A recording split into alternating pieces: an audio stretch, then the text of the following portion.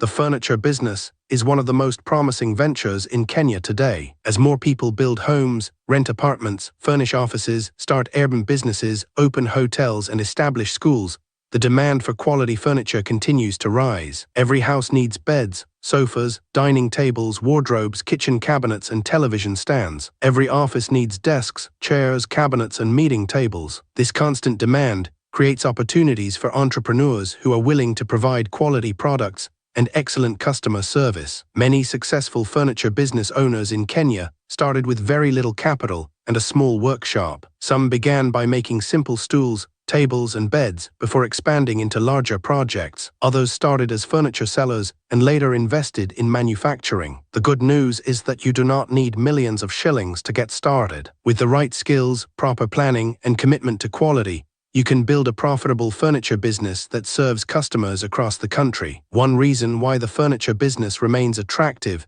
is that furniture is not a luxury for most people. It is a necessity. Every family needs somewhere to sleep, sit, eat, study, and store belongings. As Kenya's population grows and urbanization increases, the need for furniture continues to expand. In addition, customers are increasingly looking for customized furniture that matches their homes and personal preferences. This trend has created new opportunities for local furniture makers. Before starting your furniture business, it is important to understand the different business models available. The first option is furniture manufacturing. This involves purchasing raw materials such as timber, plywood, medium-density fiberboard, chipboard, metal, fabric, foam, and paint, then transforming them into finished products. Manufacturing typically offers higher profit margins because you control the production process. The second option is furniture retailing. In this model, you buy finished furniture from manufacturers and sell it to customers through a showroom, online store, or social media platforms. This option requires less technical skill,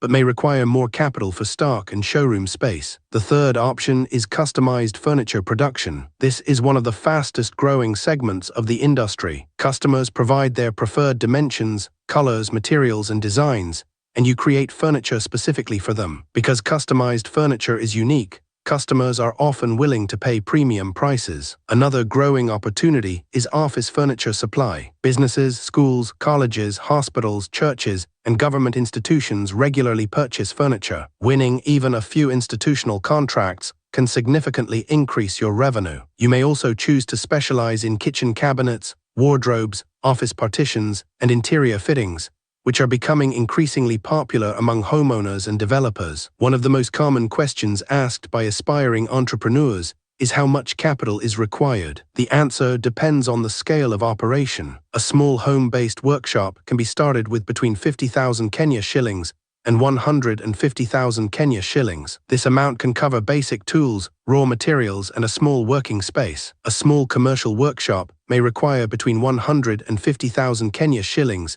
and 500,000 Kenya shillings. This budget can accommodate better equipment, larger inventories, and workshop rent. A medium-sized operation may require between 500,000 Kenya shillings and 2 million Kenya shillings. Large furniture manufacturing businesses may require several million Kenya shillings, especially when investing in advanced machinery and extensive production facilities. Skills play a critical role in determining success. If you plan to manufacture furniture, you should acquire carpentry and joinery skills. Understanding measurements, cutting techniques, assembly methods, finishing processes, and furniture design will help you produce quality products. You can gain these skills through vocational training institutions, apprenticeships, workshops, and practical experience. Beyond technical skills, business management skills are equally important. Many talented craftsmen fail because they do not understand pricing, customer service, inventory management, bookkeeping, or marketing. Learning how to manage finances and customers effectively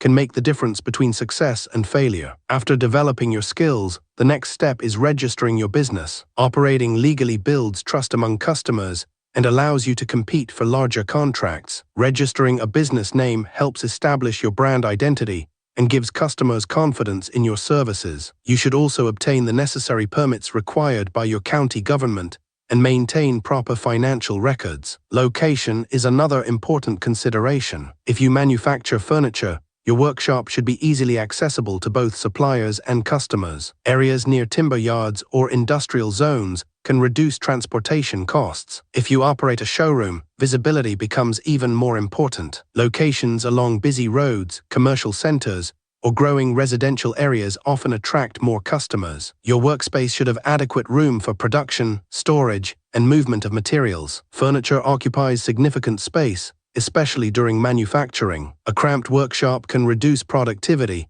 and increase the risk of damage to finished products. Tools and equipment are among the most important investments in a furniture business. Basic hand tools include measuring tapes, hammers, chisels, screwdrivers, clamps, and hand saws. Power tools such as circular saws, electric planers, drills, routers, and sanders can significantly improve efficiency and quality. As your business grows, you may invest in advanced equipment such as panel saws, edge banding machines, spray painting systems, and computer-controlled cutting machines. While advanced machinery requires substantial investment, it can increase production speed and consistency, allowing you to serve more customers. Raw materials directly affect the quality of your furniture. Common materials used in Kenya include hardwood timber, pine, cypress, plywood, medium-density fiberboard, chipboard, steel, upholstery fabrics, and foam. Selecting quality materials helps ensure durability and customer satisfaction. Building strong relationships with reliable suppliers is essential. Consistent suppliers can provide better pricing,